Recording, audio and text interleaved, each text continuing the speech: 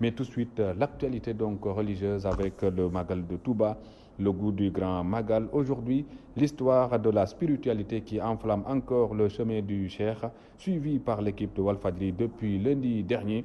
Et Darou Rahman, un creuset du savoir, c'est dans ce quartier situé derrière Darou Khoudoss que beaucoup de fils de Cheikh Ahmadou Bamba Mbacké ont été initiés au Saint-Coran. Une école héritée par Serigne Souhaïbou Mbacké et qui continue d'être perpétuée par ses fils après sa disparition en 1991.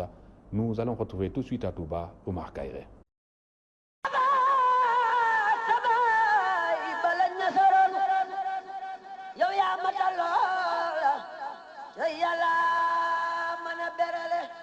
Si Darou Khoudoss a été le lieu privilégié de Serigne Touba pour ses retraites spirituelles, Darou Rahman représentait par contre l'école religieuse. Cheikh Mouhamadou Moustapha et Serigne Fallou ont commencé à apprendre le Coran dans ce quartier.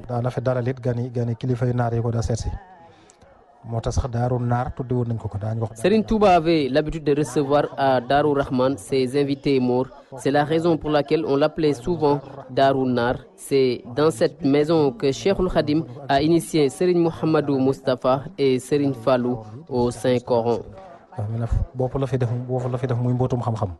Après la disparition de Cheikhoul Khadim, son fils Serigne Souhaïbou Mbacké prend les commandes de la cité pour marquer son empreinte et renforça les enseignements religieux.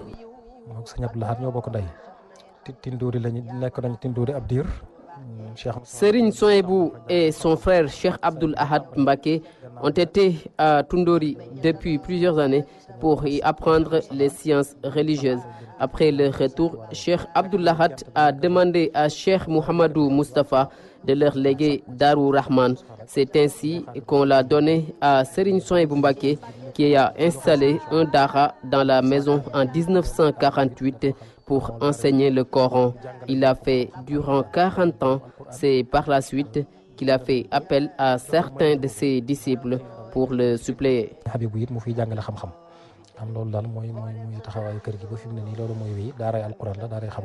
L'école de Darou Rahman, une référence au Sénégal, petit-fils de Cheikhoul Khadim, qui indique que beaucoup d'hommes religieux sans distinction de confrérie y ont fait un séjour. Il y a des chefs religieux qui ont été formés dans cette maison. Il y avait d'innombrables élèves issus de confréries religieuses différentes qui venaient étudier ici. Plusieurs cheikhs et fils de Serigne Touba sont passés aussi par là.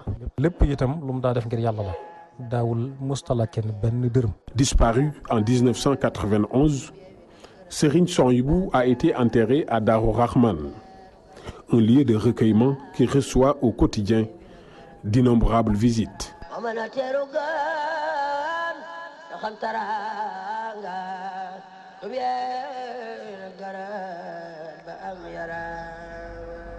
De Darou Rahman, nous allons à Darou Minam, où la cité d'attraction des chercheurs dans ce village.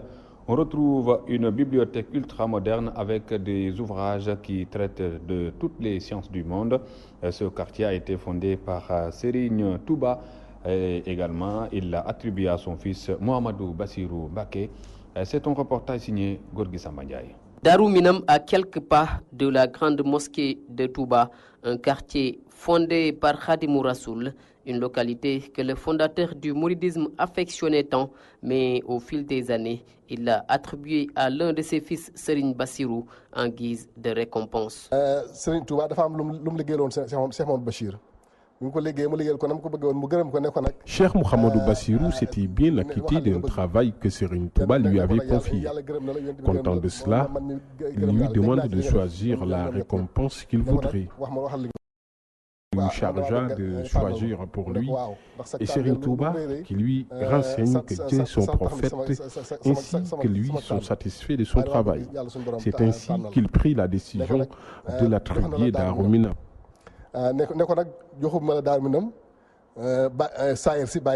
Darou Minam, lieu d'abreuvoir pour les assoiffés de connaissances, en témoigne la bibliothèque qui regorge d'ouvrages de théologie et autres sciences religieuses mis gratuitement à la disposition des chercheurs.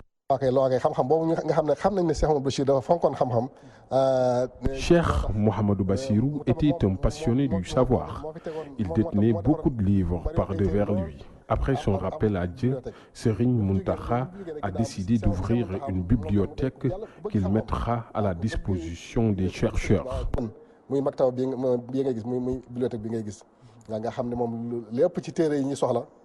Darou Minam est devenu aujourd'hui l'un des quartiers de Touba les plus vastes et modernes. On y trouve des infrastructures très variées.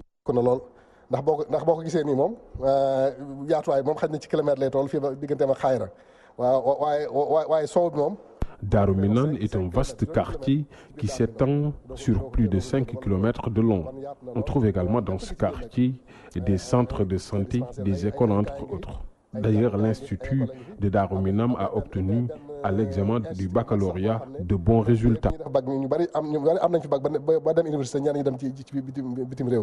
Darou Minam fait partie des principaux points de convergence des fidèles venus célébrer le départ en exil de Serigne Touba. Les visiteurs, une fois sur les lieux, peuvent se recueillir devant le mausolée de Serigne Bassirou Ibnou. Darou Minam, un vieux quartier qui n'a pas subi l'offense du temps, vous l'avez dit, Gorgui Samba Ndiaye. Et en première conclusion, on retient que Touba est toujours avide de savoir. Dans la ville sainte, on dénombre plus de 1400 écoles coraniques. Une façon pour les disciples de perpétuer les recommandations de Khadimoul Khadim. Toutefois, les maîtres coraniques se heurtent à la dure réalité des temps et malgré leur volonté d'aller en avant, c'est-à-dire dans la modernisation. L'éclairage avec vous, Amadou Limbaye. L'enseignement religieux, une réalité dans la ville sainte de Touba. Les écoles coraniques, communément appelées Dara, foisonnent dans la cité de Bamba.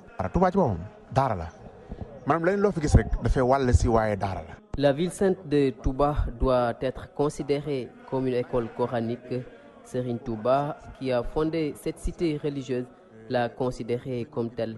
C'est pourquoi Touba compte plus de 1400 écoles coraniques à l'heure où nous vous parlons, avec des talibés indénombrables.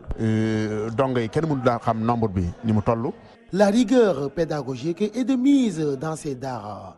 Néanmoins, les disciples sont obligés de s'adonner à la mendicité, faute de moyens.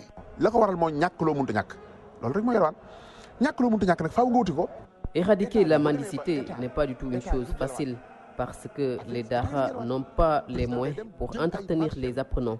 Dans nos pays, les autorités sollicitent auprès des pays développés des financements de leurs projets. Cela est une forme de mendicité et s'ils parviennent à obtenir des milliards, ils doivent en faire bénéficier aux daras.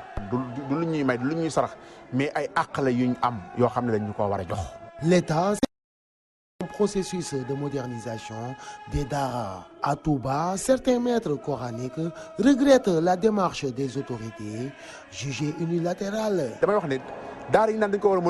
La modernité doit être islamisée. Oui, pour la modernisation, mais les autorités doivent nous impliquer dans les concertations et arrêter de nous prendre comme des illettrés. Parce que les difficultés, c'est nous qui les vivons. Touba, en quête perpétuelle de savoir, comme l'a recommandé le fondateur du mouridisme. Cette recherche de la connaissance, un des fondements solides de la cité religieuse.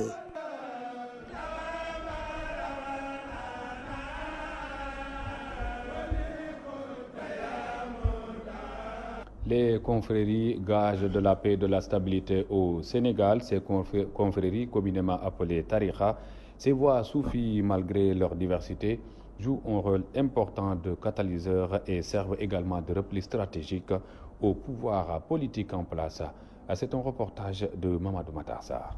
Le Sénégal, un pays où la plupart des musulmans s'identifient aux confréries. Des confréries qui, malgré leur diversité, jouent le même rôle. Les tariqa ou les confréries, que ce soit au Sénégal ou à l'extérieur du Sénégal, ont presque le même rôle, le même objectif.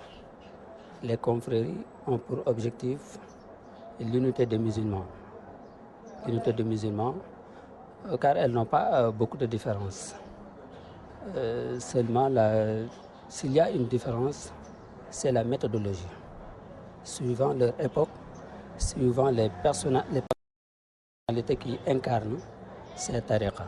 Donc il n'y a pas de différence. C'est pour cela que qu'on les voit, les membres de tous les tariqas au Sénégal, à l'occasion du Grand Magal de Touba, on les voit ce soir côte à côte. Il n'y a aucun problème. Les tariqas, socle de la paix et de l'équilibre social, c'est la conviction des guides religieux de la cité religieuse de Touba. Pour la paix au Sénégal, c'est grâce aux tariqas et aux confréries musulmanes qu'on a la paix ici. Maintenant, nous devons, nous les Sénégalais, plus particulièrement les Mourides, préserver cette paix-là. Il faut que nous comprenions pourquoi Cheikh Khadim n'a jamais voulu utiliser la violence, la force. Donc, si nous voulons que le Sénégal reste en paix, il faut que cela soit compris par tout le monde et que nous faisons tout pour préserver cette paix, pour préserver cette unité et pour préserver cette tolérance entre Sénégalais, quelle que soit leur appartenance ethnique, quelle que soit leur appartenance sociale, ainsi de suite. Ces derniers temps, des attaques fusent de partout pour remettre en cause le bien fondé des tariqas. Des attaques fallacieuses et infondées qui, de l'avis de certains religieux, visent à semer le doute dans la tête des musulmans.